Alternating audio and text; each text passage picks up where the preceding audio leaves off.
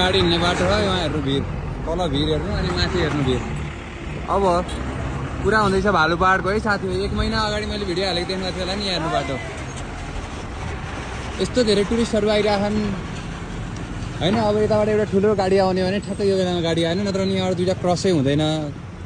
यस्तो खतरा लाग्छ क्या मलाई किनभने हो त्यो भित्ताहरू पुरै हैन ढुङ्गाहरू कहाँ खस्छ भने जस्तो हो क्या कसम अड्केर मात्रै बसे हैन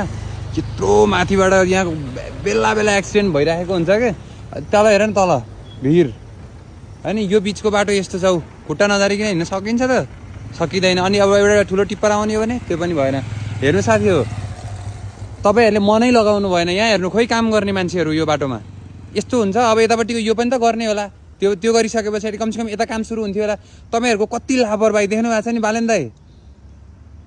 बुझ्नु भएको छ नि तपाईले के भन्नुहुन्थ्यो भने गाई त बाँधेउ ढुङ्ग्रोमा मोही छैन गरिबको चमेली बोल्दिने कोही छैन भन्नुहुन्थ्यो वास्तवमै अहिले पनि हामीले गाई बाँधेकै छौं तर बोल्दिने कोही छ हेर्नुस् कोही छैन हेर्नुस् कसमै भगवान ए लगन मूर्ख हो कहिले आउँछ तिम्रो दिमागमा भकारीमा बुद्धि कस्तो नदेख्ने यो मान्छेले दुःख पाएको ए भगवान